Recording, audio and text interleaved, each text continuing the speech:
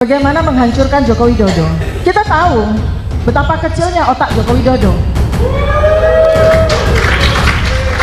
Karena itu yang dia pikirkan cuma uang, kekuasaan. Karena otaknya kecil. Joko Widodo ini adalah prototipe yang berhasil menghancur leburkan negara Indonesia 10 tahun. Bukan hanya sekedar menjajah Indonesia, tapi menggondol Indonesia sampai sehabis-habisnya. Makanya sumbangan dari kami adalah bagaimana kami membongkar prototipe itu.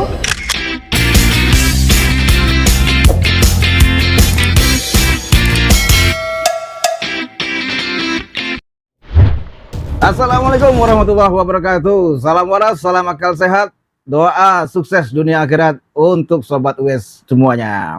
Sobat, kasus ijazah palsu di negeri Konoha ini semakin panas, semakin menarik kita ikuti. Dan baru-baru ini Dr. Tifa dan kawan-kawan memperkenalkan sebuah buku, yakni Jokowi White Paper, di acara HUT kami beberapa hari yang lalu.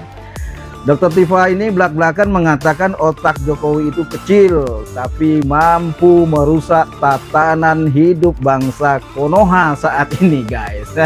Aduh, kalah Fir'aun ya. Fir'aun aja nggak ada masuk ijazah. Karena Fir'aun nggak kuliah ya guys ya. Intermezzo guys. Nah, sebelum kita bahas lebih lanjut, bagi sobat semua yang belum subscribe, silahkan subscribe. Semoga menjadi amal ibadah buat sobat. Ayo kita dengarkan langsung apa yang disampaikan. Sebetulnya kita bertiga ini dapat pelajaran bagaimana menghancurkan Joko Widodo. Ternyata Joko Widodo harus bisa dihancurkan oleh orang-orang gila ya, kita bertiga ini. Dia gila, saya gila. Jadi yang diperlukan itu. Dan saya memang punya rumah sakit. Orang gila yang bisa mampu menghancurkan Jokowi katanya. Nah, jadi kita menggunakan strategi Daud melawan Jalut ya. David melawan Goliat. Bagaimana David yang usianya waktu itu baru 14 tahun, anak kecil, sanggup untuk menghancurkan orang raksasa seperti Jalut. Dia tahu kelemahan Jalut itu otaknya kecil. Sehingga yang dia pelintang ya, yang dia ketapelin itu otaknya. Ini metafora. Guys. Kita tahu betapa kecilnya otak Joko Widodo. Karena itu yang dia pikirkan cuma uang, kekuasaan. Karena otaknya kecil. Maka karena itu kita susun rencana supaya otaknya yang kecil itu yang kita ketapelin terus-terusan. Dengan salah satunya adalah yang kita hadirkan ini. Jadi kami bertiga dengan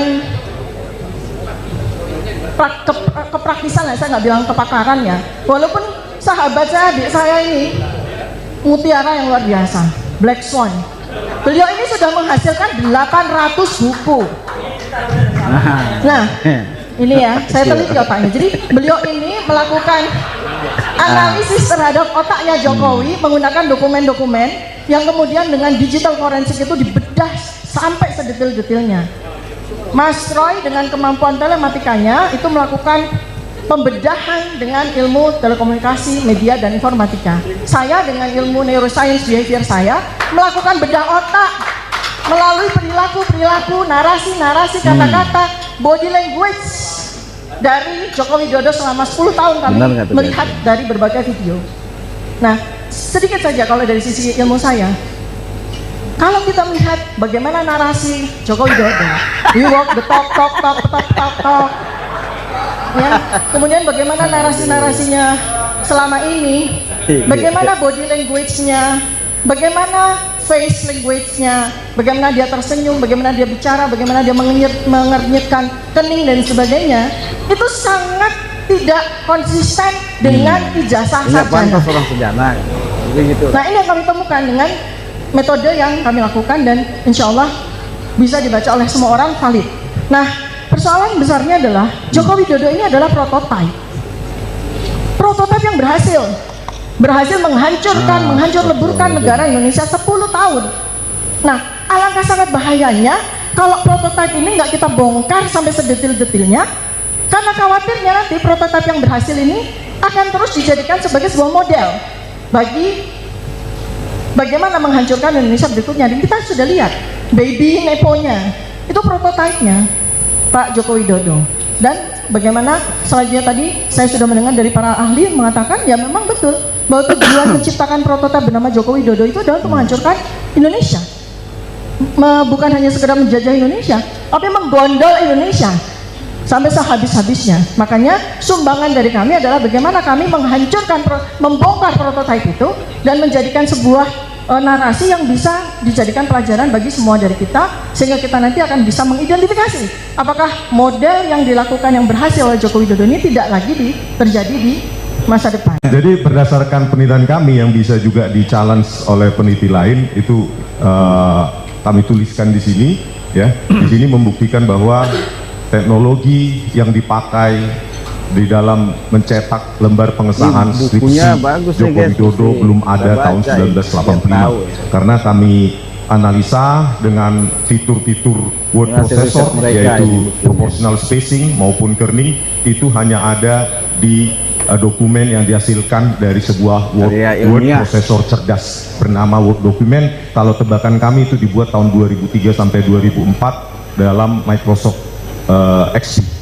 Itu lembar pengesahan skripsi. Kalau ijazahnya Joko Widodo telah kami lakukan uji forensik dan metodenya tersebut open source, bisa di-challenge oleh peneliti lain, dicoba, direkonstruksi oleh peneliti lain, dan kami buktikan dengan sejumlah metode forensik bahwa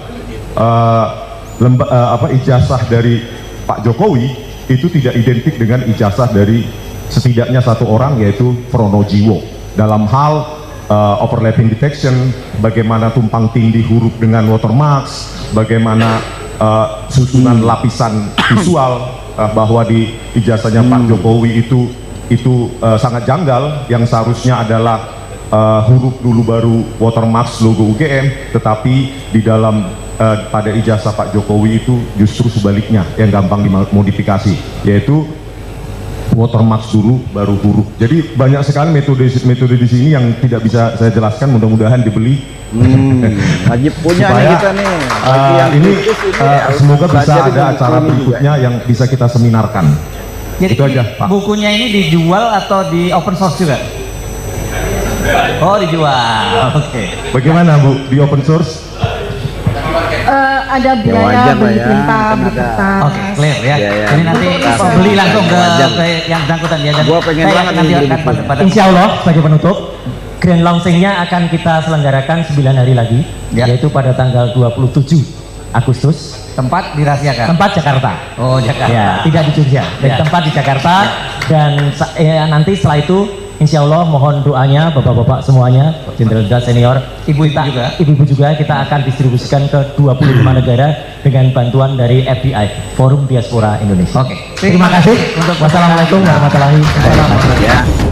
Saya rasa buku itu mengupas tuntas ya hal-hal apa yang menjadi polemik sekarang, kasus ijazah palsu, hasil riset yang dilakukan ketiga tokoh ini dengan bidang pakarnya masing-masing. Ya, ini menarik untuk kita baca, dan saya pun ya Pak Bu Tifa, tolong hadiahi saya satu ya, atau saya beli lah nanti ya, untuk menambah wawasan dan pengetahuan guys, karena membaca itu adalah suatu guru lah ya untuk kita.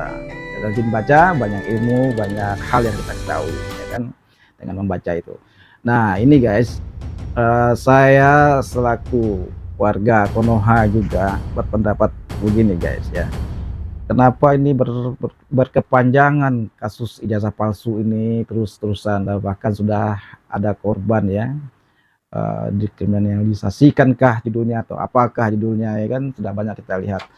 Kok nggak kelar-kelar gitu, padahal simple sih sebenarnya, tunjukkan ini ijazahnya, kemudian udah. Kenapa dia takut membuktikan atau memperlihatkan ijazahnya Pak Jokowi ini ya, itu kan hukumlah apa yang berbicara ya, atau persidangan nanti ya, karena pun kita sanksi ya, saya sebagai masyarakat agak sanksi dengan penegakan hukum di negeri ini, karena banyak tebang pilih, banyak pilih kasih ya, berjalan tidak sesuai dengan harapan, tajam ke bawah, tumpul ke atas katanya guys. Dan ini tentu membuat rakyat akan tambah muak. Kemarin apalagi sudah terjadi demo ya dari masyarakat di Jakarta, yang dimana rasa ketidakpuasan masyarakat itu tak terakomodir ya, Jadi sehingganya terjadilah kerusuhan kemarin demo itu, sangat disayangkan sekali guys. Nah, makanya kita semua tentu mengharapkan bagaimana negeri ini damai, dipimpin dengan orang-orang yang betul-betul memikirkan rakyatnya. Dan herannya gini guys, negara ini kaya ya, dan banyak sumber daya alamnya ya, tapi kenapa rakyatnya miskin? Nah, ini kan banyak salah kelola negara ini ya, tergantung pemimpinnya sih, tiangnya tergantung pemimpinnya sebenarnya. Nah, baiklah guys, saya rasa itu, silakan para sobat menilai ini semua, silakan apa menurut komentar sobat, pandangan para sobat semua, silakan bersuara apa yang ada di mindset kita. Ini negara bebas berbicara dan kita diatur oleh undang-undang untuk itu. Demikian saja dari saya, Bang Wes. Sampai jumpa lagi di video-video berikutnya. Wabillahi taufiq wal hidayah. Wassalamualaikum warahmatullahi wabarakatuh. Ciao.